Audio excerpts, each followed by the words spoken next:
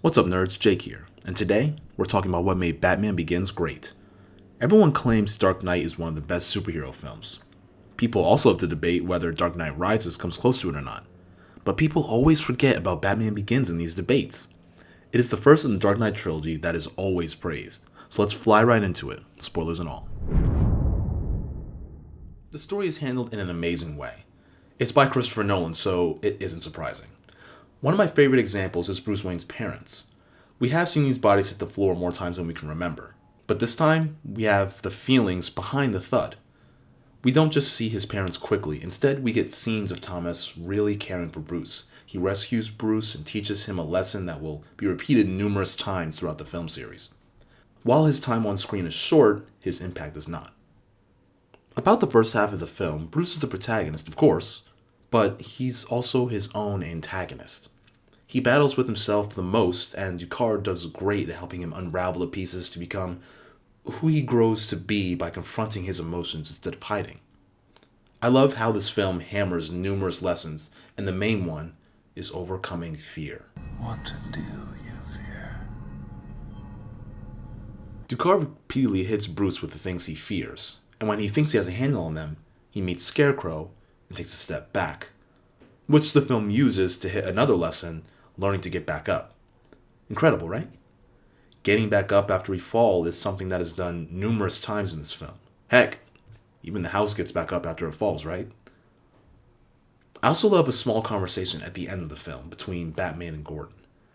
The two talk about the consequences. They won, but all the prisoners in Scarecrow are free.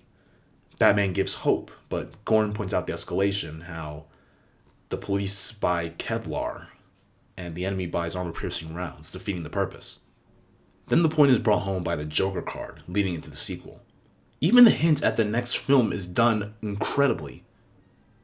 The film does a good job at handling all these villains, especially in an origin story. The common attribute of the film, again, is fear. Each villain uses fear to get what they want, and it's brilliantly accomplished. We don't get confused by what each villain brings to the table. The League of Shadows stays in the shadows, hence the name, and then emerges to destroy cities that have been corrupted or been taken over by corruption beyond compare. With Gotham, that was through fear, so that the city would destroy itself from the inside. The League of Shadows have been destroying corrupted cities and empires for a while, so they know what they're doing. Now Dr. Jonathan Crane, or Scarecrow, has his own agenda of taking over Gotham. Without those flowers that grow on the slopes where the League of Shadows resides, Crane can't accomplish his goal of exposing Gotham to the fear toxin. Perhaps you should have some. And although the League doesn't need Crane's help to destroy Gotham, using Crane for his resources and knowledge of fear toxins is necessary.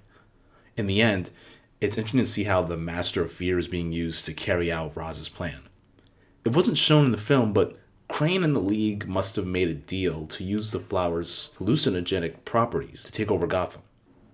Now, what Crane doesn't know is that Raz and the League plan to destroy the city, not hold the city for ransom. Yet the League and Crane need a way to import the chemical compounds into Gotham. That's where Carmine Falcone comes in. Falcone was essential, the real only threat and fear that Gotham had for a long time before Crane and the League got involved. Falcone not only rules by fear, but also by corruption. By having some dirt or having a firm grip on some government officials, such as cops and lawyers, really anyone to his benefit is on his payroll at this point. Yet his connection to Crane and Raz is their business arrangement, and even though he's never met Raz in person, Crane acts as a middleman between the two. So, whatever he's planning, it's big, and I want in. Well, I already know what he'll say. That we should kill you. In short, Falcone makes a deal with Crane to falsely diagnose his thugs into Arkham Asylum, and in return, Crane and Raz use Falcone's influence to smuggle their drug into Gotham. In summary, Raz wants to destroy Gotham, Carmine wants to rule or run Gotham, and Crane wants to expose Gotham. Bruce Wayne / Batman in general is an amazing character, and seeing his origin story in this kind of quality is amazing. With Bruce, Nolan touched on what a tragedy can force a person to do. Also how anger can make you do things you later regret. And I think that's something we can all relate to. The realism with Bruce's journey to Batman was fantastic. I can honestly say that I like this the most about Bruce in this movie. I'll make my point by saying it's possible to imagine a terrorist-like group of people trying to strike fear or take law into their own hands. Another thing I found really interesting is how much of an effect Ra's al Ghul had on Bruce himself. They're different, but they do have some similarities. For example, they both have different views on proper justice. You see, Ra's al Ghul's drive in the film is having the will to do what is necessary. We hear him say that. In his mind, vengeance and death is the only way to solve injustice in the world. From Bruce's point of view, becoming, as he says, an executioner is not what he wants. Bruce wants to fight injustice and yet show mercy, something that he wished his parents were shown, and hoping that that mercy will rub off on others. Now, their similarities include their fight style, their intellect, but also their trauma. They both had loved ones taken away from them in a way no one should ever have to experience. With both of their experiences, the death of Bruce's parents and Raz's wife being taken, it led them down a path of wanting to do something to make sure it never happens again. But even with those similarities, they're two very different characters, period. The thing about Batman can be explained with the train fight scene between him and Raz. Batman, any true hero for that matter, doesn't kill maliciously. He said, I won't kill you, but I don't have to save you. now a psycho mercenary can take over the city, but Batman still wouldn't kill him. I think that's why we like seeing Batman in film even more today, because he doesn't kill, but what he does can be worse in some ways. He always stays true to himself and his ideals, which is something personally I find admirable. Crime cannot be tolerated. Criminals thrive on the indulgence of society's understanding. I think that's one of my favorite lines from this film. Said by Ducard, or Ra's al Ghul, is a very great character in this film. He's very philosophical and he stands by his ideals. And even though some of the things he does is wrong, well, considering he's the villain, some of his points aren't entirely wrong. Like, for example, when him and Bruce are sparring on the ice, he mentions how Bruce's death was his father's fault because he failed to act. The line is, The training is nothing. The will is everything. there is nothing he isn't willing to do. The one weakness he had was his wife, and she was taken from him. So there's nothing to stop him from accomplishing any plan to this point. So Ducard's style is similar to Bruce in some ways. He's very suave and dressed very fancy. It's different from the monk style that we've probably seen in the comics. Say what you want about Liam Neeson, but he always looks best when he's in a suit. No cap. Rachel Dawes. One thing about her, besides being Gotham District Attorney and a childhood friend of Bruce, she's very loyal. Despite being in a place like Gotham, with all that corruption and crime, she still does her best to fight justice. If I could use one example. In the film, when Falcone and Crane discuss buying her loyalty, Crane mentions how she's different. Clearly her loyalty to the law and justice is something to appreciate. Now Dr. Crane, or Scarecrow, is a genius in his own way. The way he uses Falcone to get what he wants, and that he's willing to get his hands dirty, makes her a perfect villain. Like, for example, when he turns Batman into a bonfire. You need to lighten up. He's definitely crazy in some ways, but he just hides it better. In the film, Crane acknowledges that he's not very threatening or a very powerful person, but to him in Arkham Asylum, that's his kingdom. He feels powerful in that way because of his mind. Now, I kind of wish in this film they branched out a bit more so we can see even more of his crazy side, but don't worry guys, he makes an appearance in all 3 films. Now, Crane's design work is very simple, yet we still got the idea.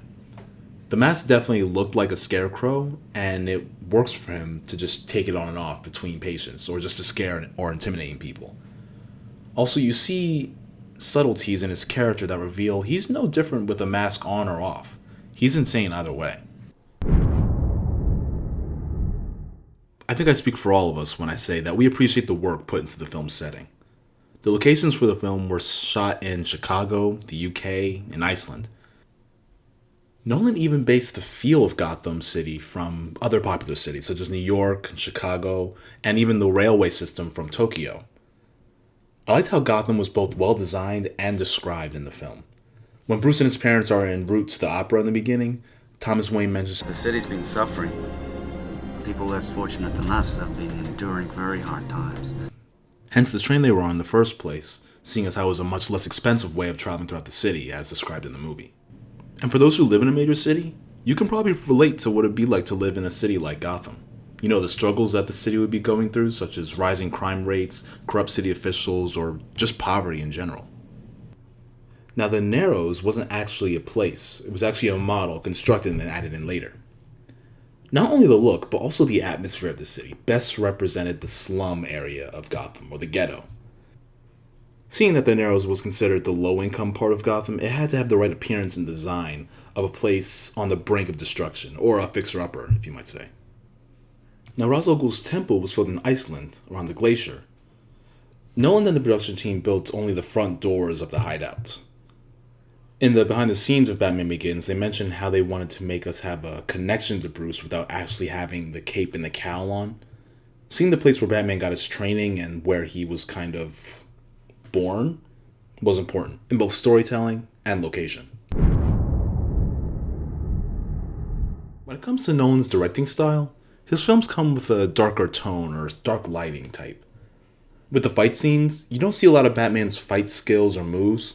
The reason was because Nolan wanted you to see the fighting style through the bad guy's point of view. There was a discussion about how much to show off of Batman. Like, for example, when Batman is fighting those guys in the shipyard where they surround him, you see very little of his fight style. Nolan wanted to illustrate the suspense and how frightening it would be to take on someone in hand-to-hand combat like Batman.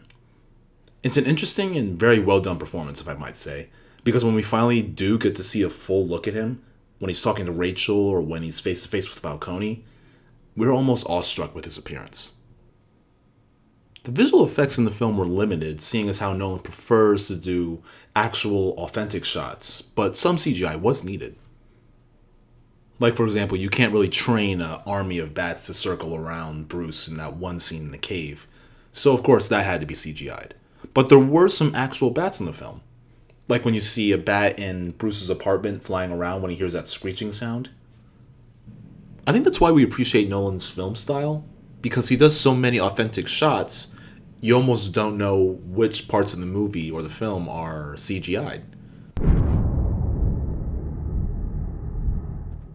The music and sound effects always play a big part in films. Depending on the hero, the music must match the tone of the film and the tone of the character at the same time. By sound effects, I mean like the flapping or moving of the cape, signifying Batman is near or that the scene will involve Batman in some sense. Another sound in the film would be a slight screeching of bats or something that sounds like insects or something like that. What is that? Back up.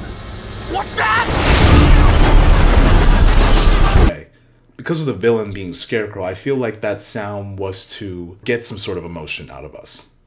That emotion they wanted us to have was fear or suspense.